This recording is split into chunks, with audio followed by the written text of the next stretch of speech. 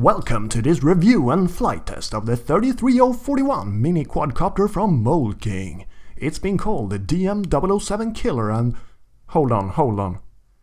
I can't really review a competitor to something I haven't reviewed to begin with. I'm gonna have to put this whole thing off for a while. God damn. Welcome to this review and flight test of the DM007 mini-ish quadcopter from Daming. The DM007 is such an odd aircraft. It's as if it was designed by someone, albeit competent, who heard about the concept of quadcopters 5 minutes before they went to work, either actively disregarding or simply unaware of most major design conventions the competition abides to.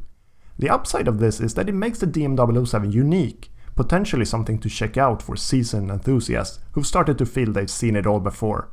The downside is that these conventions often have developed for a reason, also giving the DM007 a novel set of complementary problems. Size-wise, the DM007 is neither micro nor mini, instead landing, pun intended, somewhere in between. Here it is compared to the JJRC JJ1000, exemplifying the micro size class, and the Syma X5, exemplifying the mini size class. The size of the propellers is definitely closer to those of a micro though, giving it an impression of a scaled up micro rather than vice versa. You know what the design reminds me of? The Banshee aircraft in the video game series Halo. Imagine that, but black and with motors and propellers instead of an unknown alien propulsion. Pretty close! Anyway, returning viewers will know I'm a sucker for minimalist design, and very much in line with that, I dig the look of the DM007 a lot.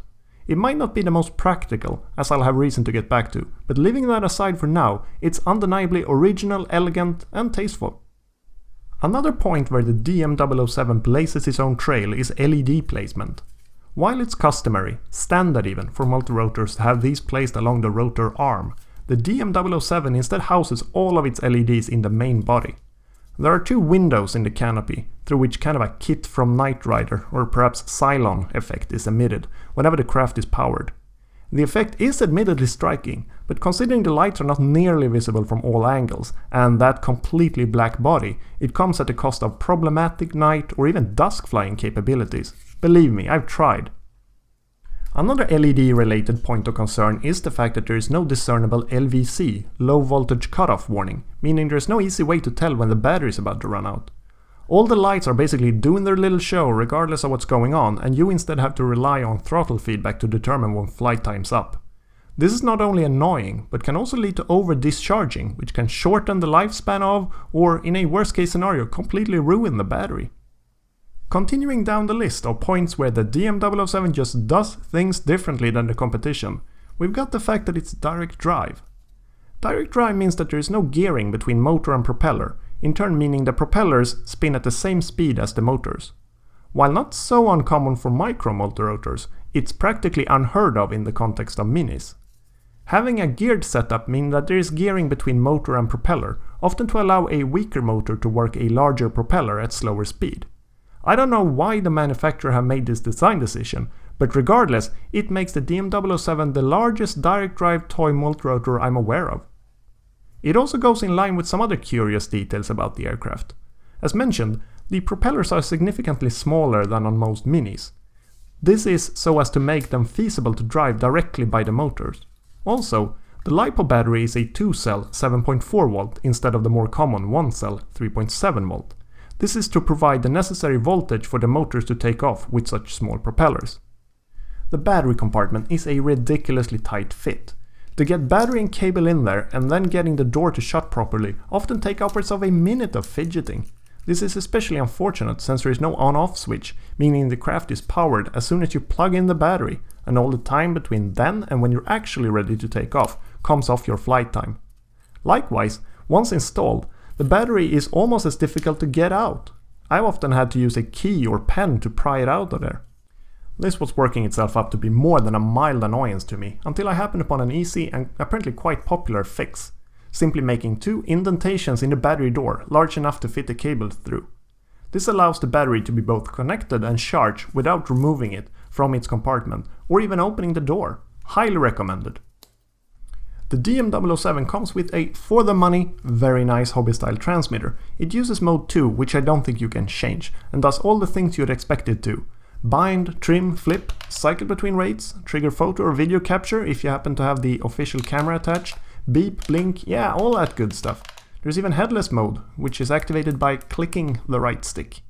It also comes with a mains charger, which charges the aforementioned battery in around 75 minutes, spare propellers and an instruction manual that's, albeit understandable, not 100% in sync with the actual product. For example, it mentions 4 rates when there are really only 2, and LVC warning indicating low voltage, while I have noticed no such thing. Enough of this though, let's move on to the flight test before it's time to sum up and give a verdict. Something with this power to size ratio must pack some serious punch. But with another stroke in face of both expectation and maybe popular demand, the manufacturer have opted to significantly limit the DM007's rates. The result is a very easy to fly as well as perfectly behaved and reliable, if somewhat docile flyer. This goes for both of the 2 rates, which don't differ much and range from slow to moderate in terms of pitch. Despite its somewhat larger size, flips, regardless of direction, are equally consistent and the craft generally keeps level throughout. Some people may be disappointed to hear the DM007 is not ideally suited for aggressive flight. And it really isn't. If that's your thing, just give it a pass. But instead, I ask you to consider it an entry-level camera platform. It's slow, stable and reliable, but also powerful. Perfect, right? There is actually a version of the DM007 that comes with a camera attachment. The upside of this official camera is that you can control the capture of photos and video directly from the transmitter. The perhaps overshadowing downside is that toy multi-rotor cameras are almost unanimously disappointing in terms of picture quality.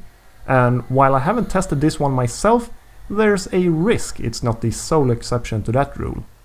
I did not get the camera version, so instead I attached my 808 keychain camera, the same I shot this footage with, to the bottom of the quadcopter with a piece of velcro.